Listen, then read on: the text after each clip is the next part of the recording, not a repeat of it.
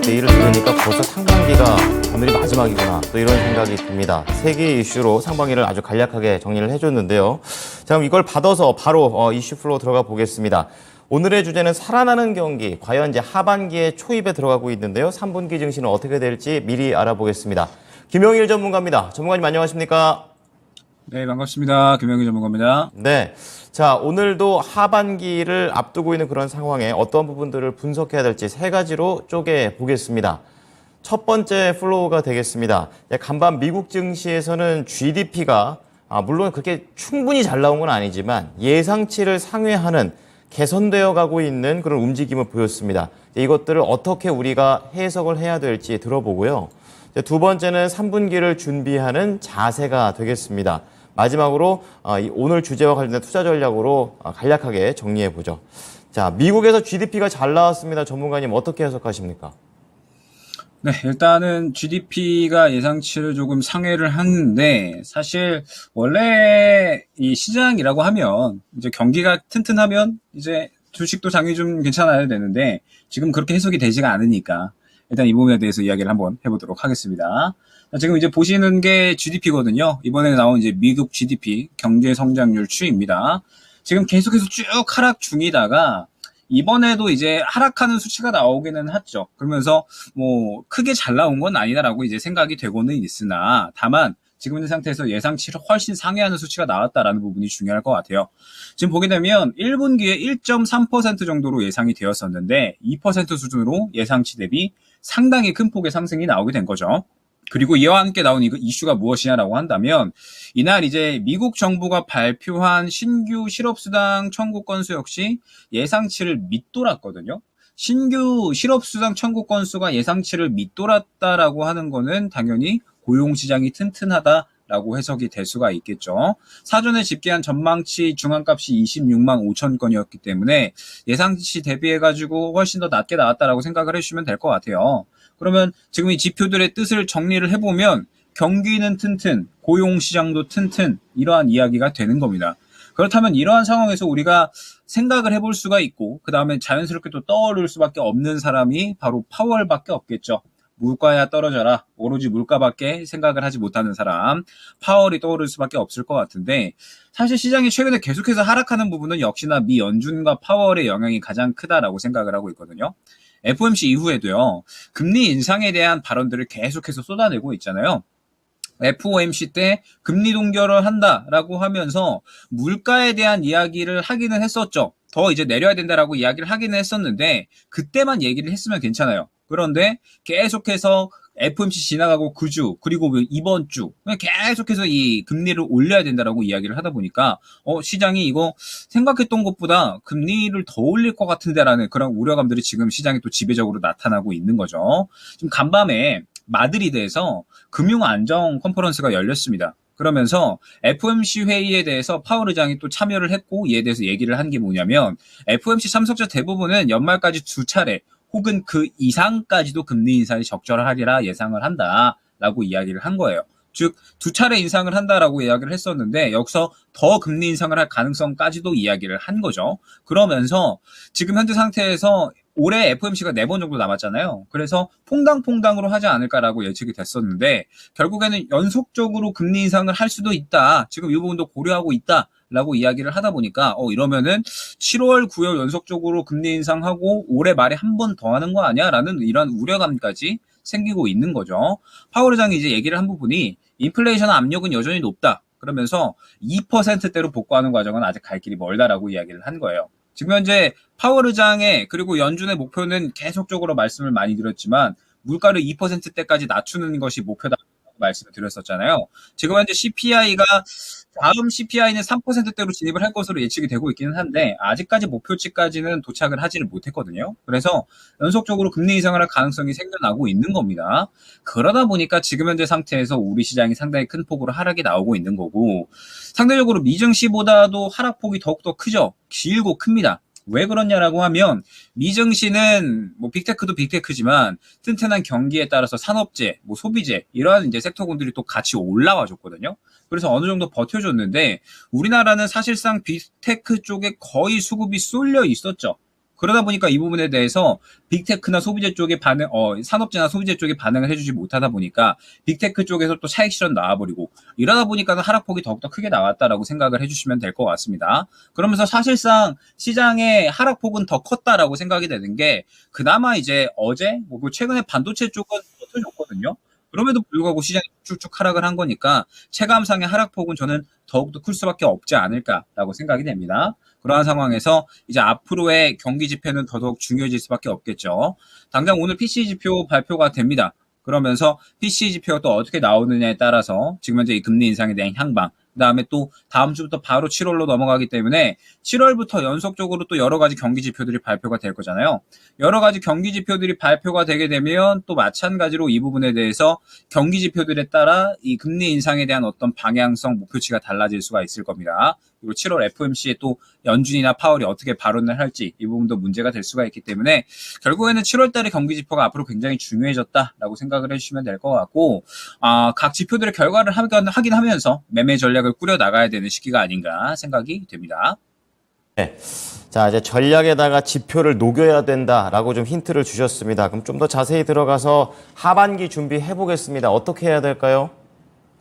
결국 3분기를 준비하는 데 있어서 가장 중요한 거는 우리가 어떻게 종목을 잡아갈 거고 그 다음에 어떻게 대응을 할 것인가 이 부분이 중요한 거잖아요. 이제 다음 주부터 실질적으로 3분기라고 봐야 될 텐데 지금 현재 시장을 보게 되면 하락하는 가운데 철저하게 개별주 시장이 연출이 되고 있는 거거든요. 뭐 오늘 같은 경우에도 지금 신상장주가 미쳤죠. 어마어마하게 지금 상승폭이 나오고 있죠. 공모가 대비해서.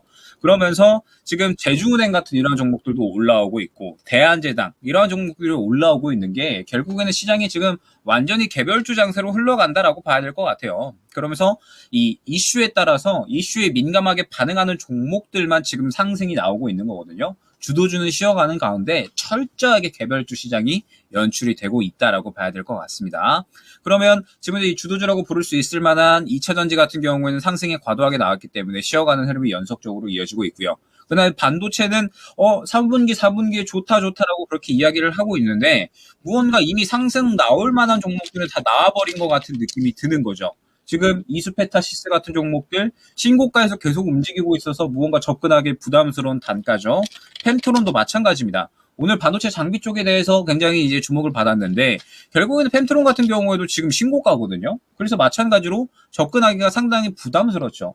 그래서 반도체를 접근하자라고 하니 좋을 건 누구나 다 알고 있는데 이미 상승 나올 만한 종목군들은 또 다 나와버린 것 같아서 뭘 사야 될지 모르겠고 이미 갔던 것들은 접근하기에는 상당히 부담스러운 위치다라고 생각을 해주시면 될 것 같아요. 그렇다고 또 개별주를 접근하자라고 하니 이런 종목들을 굉장히 미리 잡기가 힘들죠. 저는 오늘 대한제당이 움직이는 걸 보고 시장에 정말 난이도가 있구나라고 생각을 한 게 그동안에 쭉 하락을 해버리다가 갑자기 오늘 갭상승하면서 그냥 탄력을 밀어붙여 올려버렸죠. 그러면 지금 현재 상태에서 사실 이러한 종목들을 잡기에는 굉장히 어려울 수밖에 없다고 생각이 됩니다. 그렇기 때문에 지금은 포트를 살짝 나누어서 대응을 해나가야 되는 시기가 아닌가 생각이 됩니다. 먼저 지금 뭐 예를 들어서 대형주 2차전지 쪽을 갖고 계시는 분들 뭐 에코프로나 혹은 뭐 에코프로 BM이라든지 뭐 그 외 양극재 뭐 코스모 신소재나 2차전지 쪽 갖고 계시는 분들이 아마 굉장히 많으실 것 같아요. 그런데 결국에 이제 알고 있잖아요. 이러한 종목군들은 어느 정도 지지 라인을 확보를 하기만 하면 올라올 수가 있다는 건 알고 있기 때문에 결국엔 이제 다시 한번 순환할 때가 오게 되면 이 종목들은 대응만 잘하면 또 수익권으로 빠져나올 수가 있는 거거든요. 그래서 이러한 이제 2차전지 쪽은 지금 현재 상태에서 어느 정도 다시 한번 매수를 준비하거나 아니면 추가 매수를 준비하는 전략이 중요할 것 같고 반도체는 말씀드렸었죠. 지금 이미 상승이 나온 종목들은 너무 많이 과도하게 상승이 나왔다라고 생각이 되고 있기 때문에 이러한 종목들은 슬슬 차익 실현에 대한 부분들을 고려를 하셔야 될 것 같고 아직 상승이 덜 나온 종목들 있잖아요. 제가 예전에 한번 제우스 같은 이러한 종목들을 예를 들어서 이제 설명을 드렸던 적이 있었거든요. 제우스 같은 종목들 그러니까 일전에 수급이 굉장히 잘 들어와 있고 최근에도 수급이 잘 들어오면서 실적이 잘 나오는 반도체 소부장 쪽을 슬슬 봐야 된다라고 몇 번 말씀을 드렸던 적이 있었을 겁니다.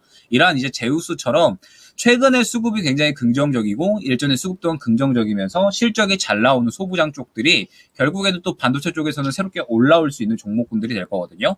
제우스뿐만 아니라 최근에 뭐 어제 말씀드렸던 오르스 테크놀로지 같은 것도 그렇고요. 지금 이러한 부분들로 인해서 결국에는 다 어느 정도 수혜를 받고 있다라고 봐야 될 것 같아요.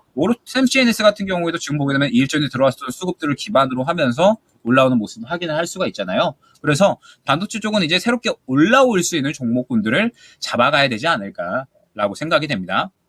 그러면서 이제 트레이딩을 결국에는 동행해야 된다라는 거죠. 왜 그러냐라고 하면 지금 시장은 완전하게 개별주 종목 장세잖아요. 개별주 종목 장세이기 때문에 뭐 저번 주에 우크라이나 재건 갔다가 그다음에 뭐 교육주 갔다가 흑연 갔다가 이번 주 같은 경우에 흑연 뭐 추가적으로 또 가는 것 같더니 자동차도 가버리고 있고 갑자기 오늘 또 뭐 설탕이 가버린다라든지 지금 굉장히 빠른 속도로 순환이 되고 있거든요. 아무래도 시장이 하락을 하고 주도주가 쉬어가기 때문에 이러한 수급들이 이 종목 저 종목으로 굉장히 빠르게 옮겨가고 있는 겁니다. 그럼 이러한 시장에서 결국에는 우리가 택해야 될 매매 방식은 이렇게 이 대형주나 혹은 주도주 쪽에 대해서는 다시 매수할 준비 혹은 새롭게 추가 매수할 준비를 한다라고 한다면 이런 개별주들에 대해서는 우리가 트레이딩이 병행이 되어야 지금 시장에서 충분히 수익을 챙겨갈 수가 있다라는 거죠. 예를 들어서 저번에 흑연 이야기할 때 다산솔루에타 이야기를 했을 때 다산솔루에타 같은 경우에도 수급이 들어오니까 이 수급을 기반으로 해서 트레이딩 할 수 있는 구간이 다 나와주는 거거든요.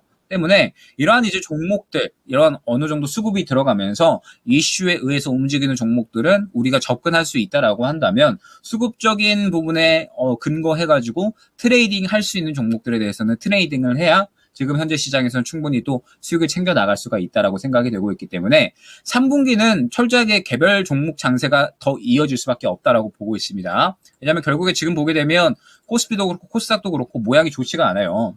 오늘 코스닥 같은 경우에는 그래도 밑꼬리를 그려주고 있기는 한데 추세 자체는 지금 계속해서 이탈한 구간이거든요. 지금 60일선도 깨버렸죠. 그래서 추세 자체는 이탈을 한 구간이기 때문에 추가적인 하락에 대한 부분도 우리가 생각을 해야 됩니다.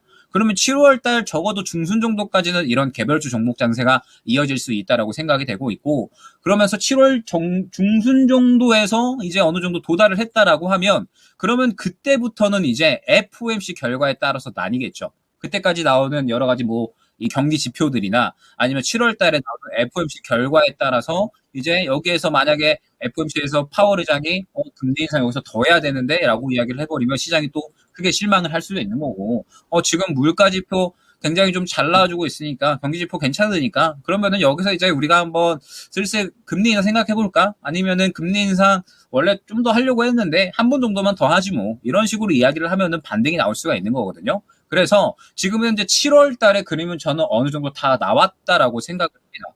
7월 달에 그림은 지금 이미 다 나왔기 때문에 우리가 지금 현재 상태에서 준비를 해야 될 건 개별 종목 장세에 맞게끔 포트를 꾸려 나가야 되는 거고 그러면은 주도주 쪽은 뭐 2차 전지는 다시 매수 혹은 이제 추미할 준비해야 되는 거고요. 반도체는 이미 올라간 종목들 잘 잡고 계시는 분들은 차익 실현 혹은 이제 어느 정도 추세를 쭉쭉 이어나가는 이런 이수페타 시세 같은 종목들 있잖아요.